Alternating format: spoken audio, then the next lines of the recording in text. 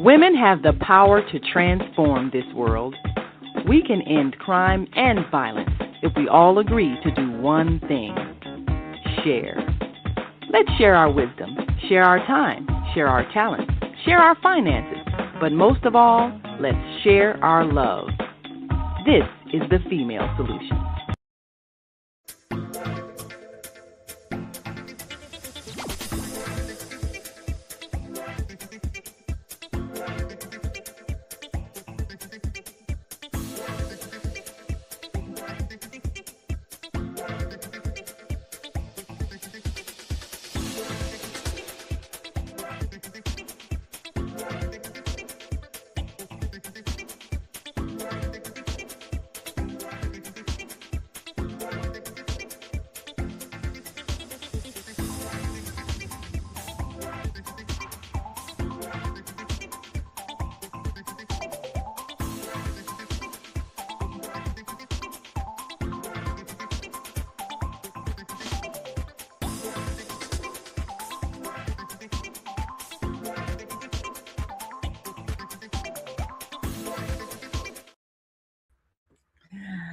Good evening, and thank you for joining us on this Wednesday evening edition of The Female Solution, the on-air daily news hour.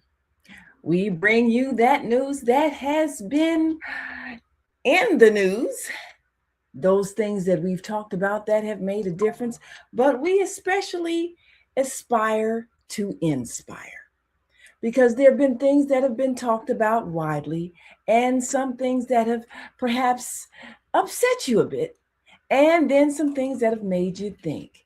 Well, as we go around the world, we especially want to take a look at what's happening right here in our own backyard. The opening of the Obama Center. Now, this is something that we reported on in the on-air daily news.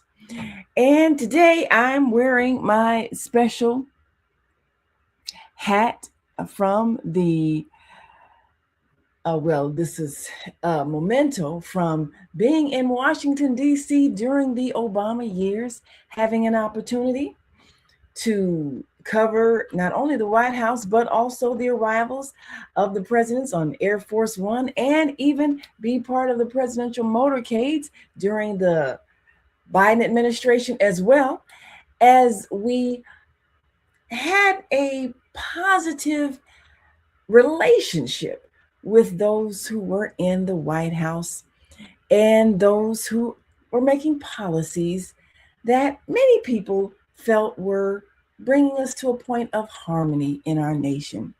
So the opening of the Obama Center, which was a widely celebrated event, not just in Chicago, but across the nation and even across the world, because it brought some people across the world to help celebrate with us. And one of the things that was most touching, there was one interview with a young lady who came from Africa and remembered how she had worked in the Obama campaign. Well, many of us did. Many of us were part of that phone banking operation. We were part of the door knocking operation and the voter registration operation, because we believed that this was a time when the nation was about to change. We believed in the change, and we were excited to see the opening of the Obama Center. Well, on the on-air daily news, we have on our front homepage the opening of the Obama Center. And we had a chance to be a part of the beginnings of that center as we extensively covered the inside. And you can go to onairdailynews.com and witness some of the insights and inside presentations of the center. It's stocked full of the memorabilia and mementos and videos that tell the history of what happened. And it also gives viewers who were perhaps not even alive during that era a real sense of the value of that time. Now, we were fortunate to have had a preview with our own dear media pro and marketing representative, Rachel Montgomery, and she gives us her point of view. Those of us who are in Chicago and longtime Chicagoans, we know that across the world, Chicago doesn't necessarily have the best reputation. And so bringing this edifice to the South Side, it can possibly have an impact on our image globally as a tourist site, but also as a site where that South Side, which is predominantly African American, can also receive some of those tourist dollars as people spend money in local restaurants or go sightseeing and get a chance to feel the flavor of the South Side of Chicago. So this decision has economic implications for not just those viewers who attend the museum, but also all of the businesses on the South Side in the vicinity that are going to receive some of that tourist population. We remember back when the Obama Center was first opening, and we did the story of Leon's Barbecue that had a revitalization, realizing there's going to be in that Jackson Park area where the Obama Center was to be located, and maybe receiving some of the visitations, especially when the story came out that actor Denzel Washington had come to Chicago and was looking for Leon's Barbecue. It had temporarily closed down and he was disappointed. Well, that story, it somehow brought all kinds of speculation when Leon's Barbecue opened, owned by, of course, the legendary Reverend Leon Finney Jr., who was a media mogul himself, and his media company that was often highlighting things that you didn't always hear about going on across Chicago. So when he announced his grand opening of his barbecue shop, people were rushing there hoping to see Denzel Washington and all of that. But Chicago is a place that attracts celebrities. And the opening of the center was definitely a star-studded event. So we're going to come back and give you a little bit of insight about that opening. And here's some words from Rachel Montgomery as she reflects on what this center may mean to the residents of Chicago. So we'll be right back to talk about the opening of the Obama Center. We'll be right back after this break, so stick and stay as we greet our global audience watching from all around the world. We are global transformers, changing the world from the way it is to the way it should be. We are one. Wherever we live on this earth, we are one human family. On behalf of our team of radio hosts, I'd like to extend a greeting to all the members of our family, whenever and wherever you may be listening around the world. To our family in China, Ni Hao. In India, Namaste. In Japan, Konnichiwa. In Korea, Annyeonghaseyo. In Russia, Здравствуйте. In Germany, Guten Tag. In Poland, Dzień dobry. In France, Bonjour. In Spain, Hola. In Italy, Ciao. In Egypt, Ahlan wa sahlan. In Ghana, Akwaba. In Nigeria, Peleo. In South Africa, Sawubona. In Senegal, Nangadef. In Kenya, Jambo. In Israel, Shalom. In Pakistan, Afghanistan, Palestine, and Saudi Arabia, Assalamu alaikum. Greetings, and may peace be upon you all. Join us live on the on-air radio network called 727-731-5192.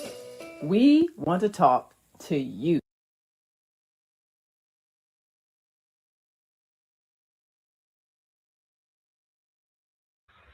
Yes, we do want to talk to you. We want you to talk to us too as we continue to talk about the opening of the Obama Presidential Center. And here's a few words from Rachel Montgomery as we get a preview of that opening and all of the things that it's going to offer to the public in terms of the history of this historic presidency and the groundbreaking work that the Obamas did as a family in Washington.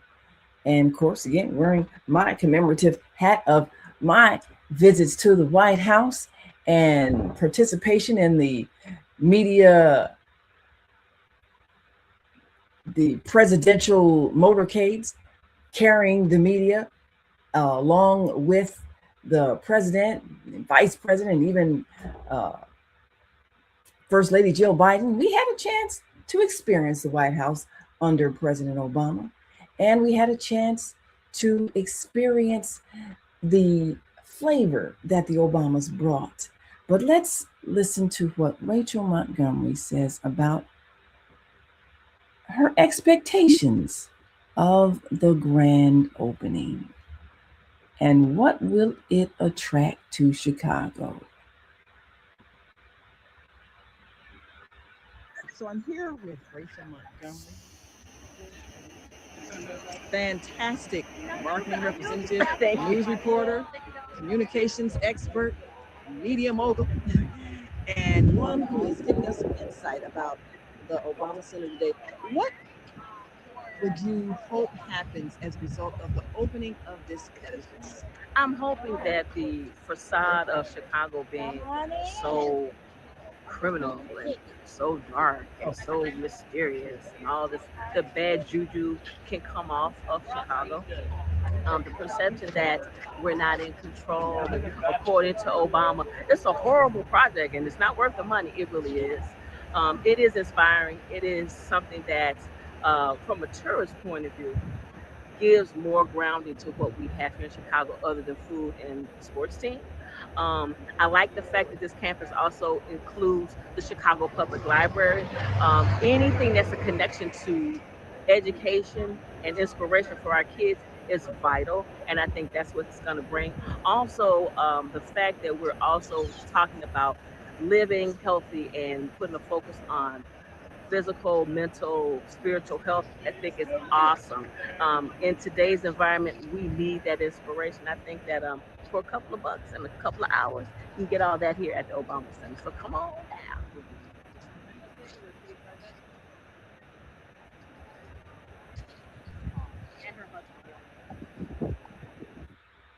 All righty. Well, we know that the Obama Center changed the skyline of Chicago tremendously with that great big tower. But in addition to its changing the skyline view, it also brought some awareness of some of the things that Mrs. Obama was very much in support of, and that is bringing health to our lifestyle. And on top of the library, the public library that is adjacent to the museum, there is a garden on top. And in the on-air daily news, we give you some of our insights on that garden as we visited so much of what is just a magnificent project to remind us of the values that we want to project to the world. So there have been many who have had their various views, but the Obama Center represents more than just the Obama's presidency. It does represent values that need to be shared by humanity, a civility that we need to have with each other, and a respect that unfortunately has lately been missing from the political arena. It's not necessary for us to be cruel and mean and insulting to those with whom we disagree. So we're certainly hoping that the outcome of the opening of this center will be a remembrance of our relationship, and it will be a remembrance of all of those things that we aspire to as a human family. So you can go to the Obama website, and see much of what this event.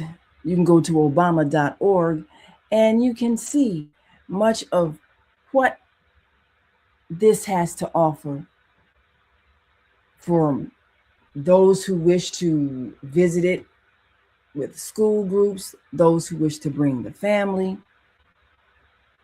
those who wish to reminisce and experience some of the activities, especially because it's definitely a child-friendly place. We had so many good memories that we can see when we look at much of the videos, the speeches. You can see a lot of the insights of the political activities that were going on during that era and the relationships that were built. So we encourage people to visit, and a lot of programs that are offered. So you can explore, you can get tickets to the museum, and you can tour the center. You can explore the campus. You can enjoy the home court with, the basketball, as you saw. You can host an event there. And we're sure that many people will enjoy hosting events, probably educational events, everything from schools to community organizations, and things that will help us feel safe in Chicago. That's one of the things that is crucial, as Rachel talked about. The things that we want people to remember about Chicago, that this is where President Obama got his start as a community organizer and as someone who was drawn to the work of helping to revitalize neglected communities. This is where it started, and this is where many of our leaders can start. When you choose to have compassion for the people and you choose to make it a career in which you're working toward the betterment of humanity, it can lead to higher office. It can lead to greater achievements. So this is an inspiration for those who may be activists, those who may want to do community service as a career. It may evolve into a political career, a career in leadership, a career in organizing, and it just may change some lives. You can create a new organization that serves the needs of the people in a way perhaps even beyond what government can do. So, this center is a beacon of hope for those living not just in Chicago, but in cities and even rural areas all around the world. It shows that there is a possibility of us having a harmonious relationship with those across the street, across the city, across the nation, across the world. It does reiterate that theme of oneness, of unity, of harmony. And it is possible to have a government based on those principles and still maintain peace in the world. So when we come back, we're going to talk about what the nation is aspiring to and what this center may inspire as a result of its focus on the positivity and the possibilities, and even some of the political backlash and fallout because of certain people that were not present. There's a bit of pettiness going on. Can the people rise above it? That's the question. We'll be right back after this quick break. We want you to stick and stay. Don't stray away. We'll be right back as we talk about the opening of the Obama Center here in the south side of Chicago. We'll be right back. So just stay with us. Welcome to Master Force with Mushim Suit. Join us each week on Thursdays at 7 a.m. Central, live on Facebook and YouTube on the Female Solution page, as we dive into powerful topics designed to assist you in mastering your life force. Our conversations feature a diverse lineup of experts, all dedicated to your growth. Tune in weekly to discover new ways to elevate your spirit and raise your vibration. And remember, we are ascending.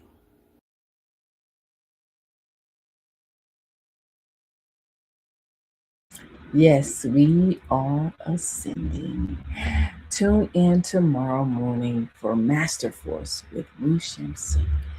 We are ascending into a higher consciousness. We are evolving into people who are choosing a better way to relate to each other.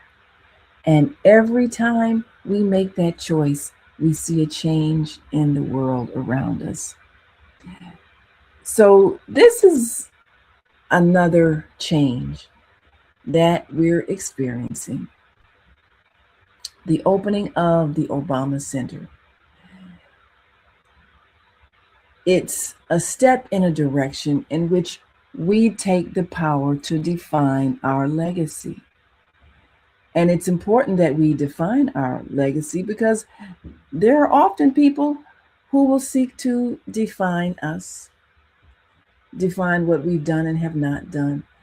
And the World Wide Web is such a place where there's chatter all the time, and people can call each other names and say all kinds of ugly things. And we can choose to highlight that and pay attention to it, or we can choose to ignore it. Now, there have been some posts on social media. Social media now is the place where people tend to spread gossip and everything else. And there have been some responses regarding the presidential center not including an invitation to the sitting president, which former President Clinton made a statement about. And you can view that online as well, because social media is the place where people discuss things and give their personal points of view. So he made an observation that this broke from the tradition, but he also made a very astute observation about the way that the relationship has been and the level of uncivility that has happened because of party divisions. And unfortunately, the attitude that we have seen has been hostile in a way that shouldn't happen when people are all in the same country, in the same government. We can't be enemies of each other. And yet, this vibration is escalating, and it's up to the people really to stop it and to say, no, this is not what we stand for, and we're not going to stand for it. That is who must end this petty bickering among politicians. It's destructive.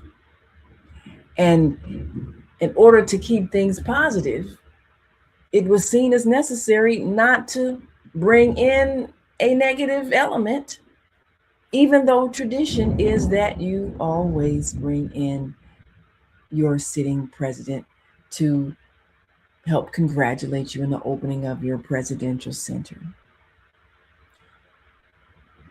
So how do we get back to the civility of what government is supposed to represent?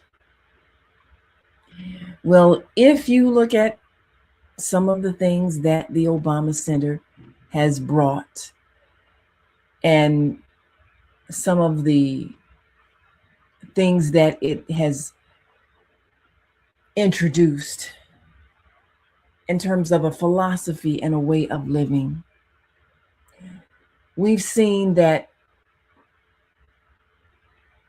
the flavor that we want our leaders to have is to never lose the common touch and to never become a figure that is feared, because we want our leaders, just like parents, to be people that we trust with our lives. And so these images make a difference. Being with children, being with seniors, being with elderly. This is important. This is important because you can't just hold babies during campaign stumps where you're going through crowds and getting photo ops. It's got to be in your heart who you are. It's got to be a way of life.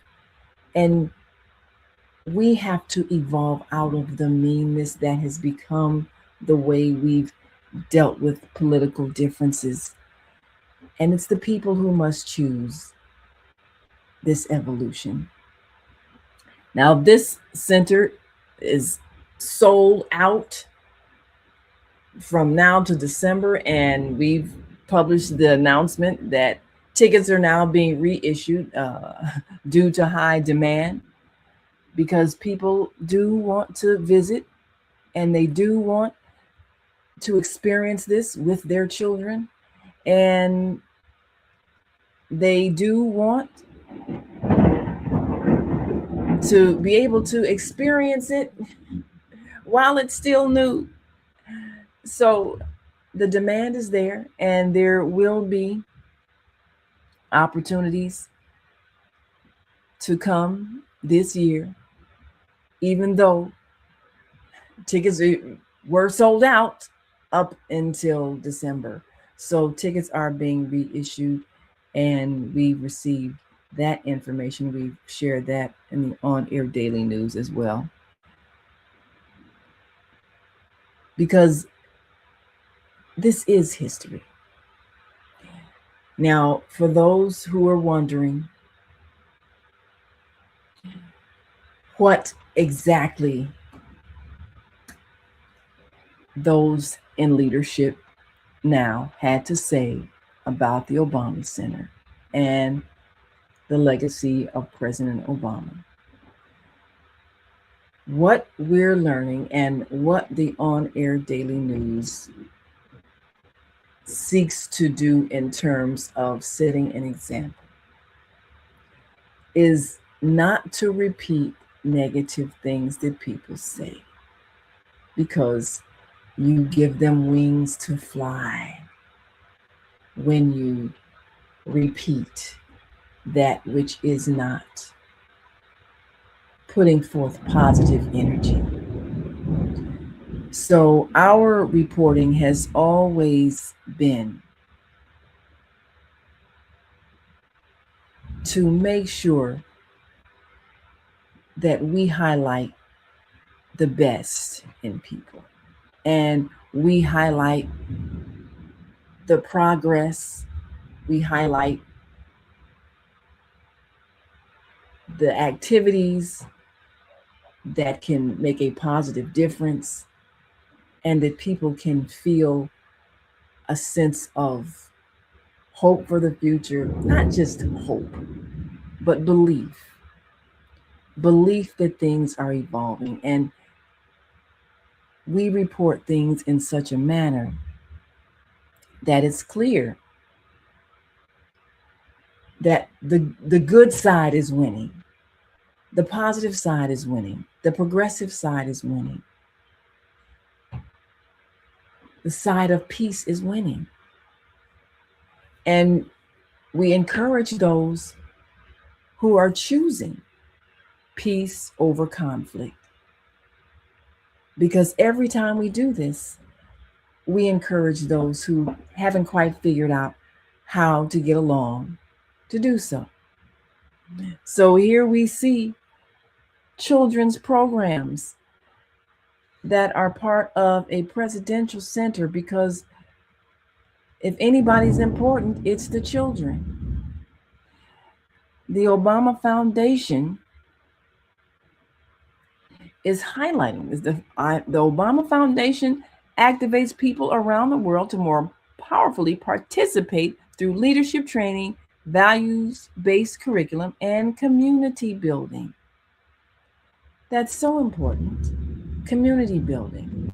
That's what it's all about.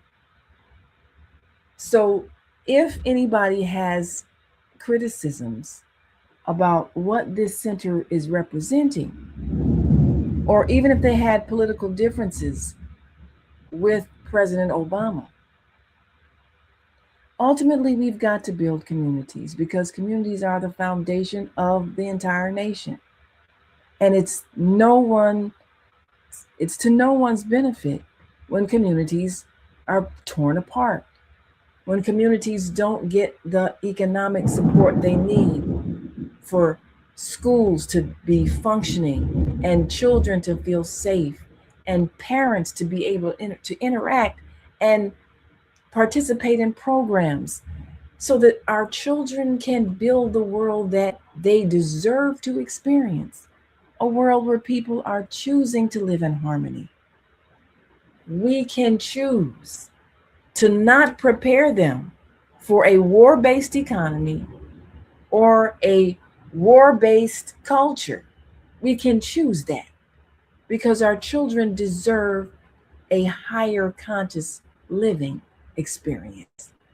That means learning how to play together when they're children, learning how to have fun, learning how to make friends with children who look different than them, learning how to speak the languages spoken by children who might be from another place, learning how to accept people who are different, realizing that we're at the core all the same. So this is the environment that this center promotes. And regardless of what one may have thought about what President Obama did or did not do that they had hoped he would have done, the legacy is one of changing the attitude about leadership and changing the attitude about cooperation among colleagues who are in the government, even if they represent different parties. So this is a level of maturity that we, the people, desire for our elected officials to achieve. This is the level of maturity that we must set as a standard for those who wish to earn our votes. And so the Obama Foundation is encouraging that kind of an attitude toward leadership. And we're grateful to have experienced the opening as a Chicagoan right here, seeing how even the public transportation system has made adjustments. There's a special Obama Center bus that goes from downtown all the way to 61st and Stony Island, just for the center, because it's anticipated that many people will be coming to the city, just especially to tour the Obama Center as one of the major attractions. And so it's being made easy to find and locate without having to struggle with parking. And this is important because tourism brings a money flow. And that's something that the South Side truly needs. And all of the merchants in that area will appreciate. So we'll be right back after this last break to take a look at a different point of view when it comes to the Obama legacy. How were those abroad viewing the Obamas? And how are we, as an international city in Chicago, going to change our image to best reflect that beacon of hope that this Obama Center represents? We'll be right back after this last break. So we want you all to simply stay with us. Leaders of Nonprofits Empowering Worlds. Let's go. But the vision that God gave me, I felt that it was time for me to step out and work on the vision that God gave me. We need look no further. We have a unique voice. We have a unique talent pool.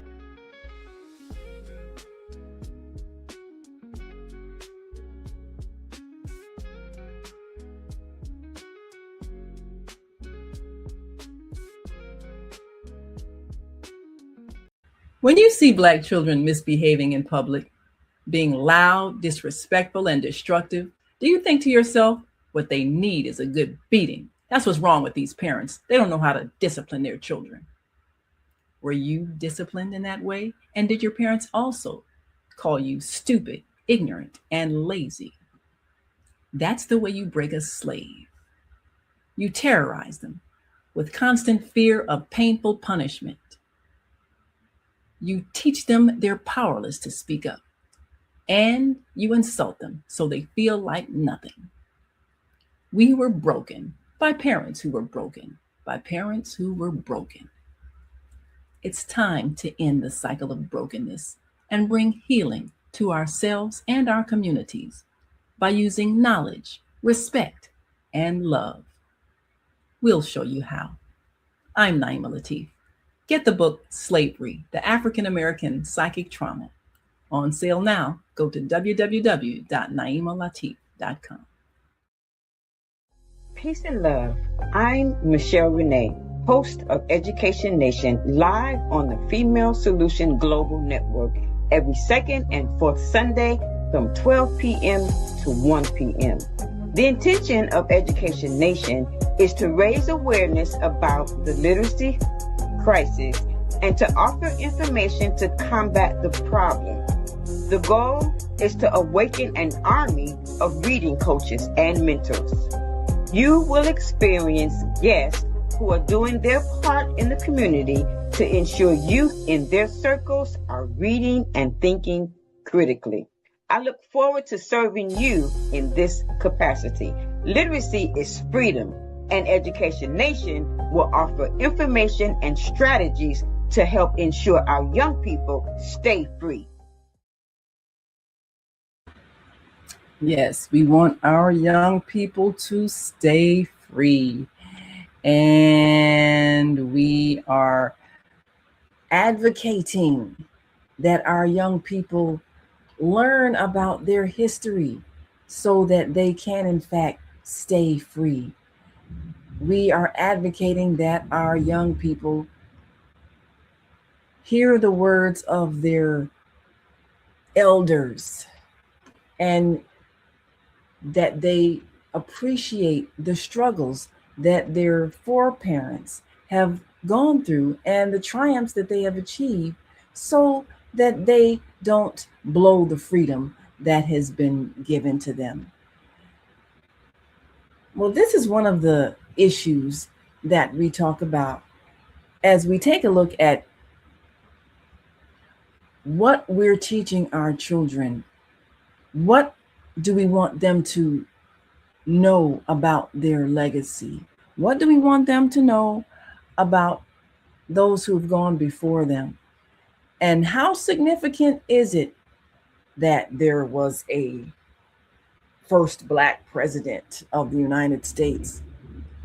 For children born perhaps in 2000 and beyond, they grew up seeing the elections, 2008, Barack Obama, and they were in their childhood and they experienced this presidency for a good portion of their youth. If they were born after that time, they may see the world a little different. So, how do we help our children appreciate what happened historically without obsessing about slavery and racism and keeping the legacy of anger and rage and feelings of frustration or victimization? Because that's very disempowering. How do we teach our children what happened without making them bitter and without making them feel powerless against a systematic, discriminatory place of exclusion sometimes? We want them to feel empowered. We want them to feel that there are no limitations in their aspirations. There was a time when the idea of an African American being president was laughed at, scoffed at, dismissed. When Shirley Chisholm ran, people made jokes about it, even though she did wield a very powerful voice. And when Reverend Jesse Jackson ran, him coming from a civil rights leadership, not the traditional politician law practice, working his way up from city alderman or that sort of thing, but already coming from a position of global recognition and international leadership, but coming out of the religious tradition. And many of our elected officials did, because it's figured if you can organize a church, you can organize a city, maybe you can organize a state, maybe you can organize a nation. So culturally, African American leadership has come out of the church. But with President Obama, he came out of community organizing. And then he went back and got a law degree and came through what you might consider traditional ranks of working his way up from state government. And yet there has to be an understanding of what happened before that time. What happened that made it possible for those who ascended to leadership to be able to do so based on the fact that there are those who paved the way ahead of them. And we know this because those of us who are the baby boomers remember the struggles, and we remember that there were lives lost in the process. So, how do we teach this to our children without making them angry and bitter, and yet helping them to experience a sense of achievement based on what they realize as progress made from struggle? And so, if they are taught what has happened ahead of time, then perhaps they can appreciate what truly Barack Obama's achievement represented. So, in the on-air daily news, we've reported on a number of activities held at the Rainbow Push headquarters here in Chicago. Always a place of learning, always a place of education, and remembering those before us who have paved the way. And there is a story in which we are reminding people of the times in which we were not so very well treated across the nation, and the fight that had to be waged to gain respect. And sometimes that fight still exists. So, former Congressman Jesse Jackson Jr. often gives history lessons. He started out, even before he ran for Congress, doing political education classes at the Push national headquarters, especially for those who may have been young first-time voters and they didn't really know that the right to vote came with a price that was paid by their foreparents, and fighting for dignity, fighting for respect. And we're still evolving into a population where we're finally seeing each other as human beings, brothers and sisters, part of one human family, able to get along because we all have one purpose, and that's for the well-being of all of us. So being able to develop systems where we share resources and we all participate in the creation of a comfortable, well-ordered society that flourishes for all.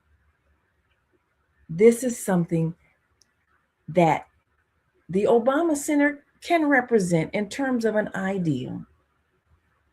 So whether or not you agreed with President Barack Obama's policies, whether or not you believe he achieved the great American dream of equal treatment of all people during his time in office, the important thing is what we pass on to our children, and that is a belief that we will get to the point as a people, as Dr. King says. He's been to the mountaintop. Well, we will get there. And that mountaintop is where we all as a human family, learn how to thrive together without bitterness, without fear, without anger. We can live in peace and we can live in love. Yes, we can. Yes, we can. And that has been the theme for the Obamas. Yes, we can. And so we will. But we invite you to come on down to the Obama Center at 60th and Stony Island. Peruse the lands, go to the exhibits, and you can go to onairdailynews.com. And you can most certainly read some of the reflections of people who have been there and seen it and experienced even the opening and what it felt like for them to see a victory that's been won. I'm Naimah Latif. Thank you for joining us on this edition of the On Air Daily News Hour. Come on back tomorrow for Master Force with Mu Shem Sut, and join us every day for a powerful message from our team of hosts, our great team of hosts on the Female Solution Global broadcast. So until next time, continue to shine your light. We've come to the end of our show today. If you missed any broadcasts, go to our website for the audio and video archives at www.thefemalesolution.com. On behalf of our team of radio hosts, I'd like to thank all of you who participated in today's discussions. And to our global family joining us from all around the world, we say thank you. To our family in China, xie xie. India, zhanyavad. Japan, arigato. Korea, kamsamnida. Russia, spasiba. Germany, danke. Poland, dziękuję. France, merci. Spain, gracias. Italy, grazie. Egypt, shukran. Ghana, madasi. Nigeria, eshe. South Africa, ngiyabonga. Senegal, jareh. Kenya, asante. Israel, toda. Pakistan, shukriya. Afghanistan, tashakur. Saudi Arabia and Palestine, shukran. Assalamu alaikum wa rahmatullahi wa barakatuhu. Thank you, and may peace be upon you and the mercy of God and God's blessings.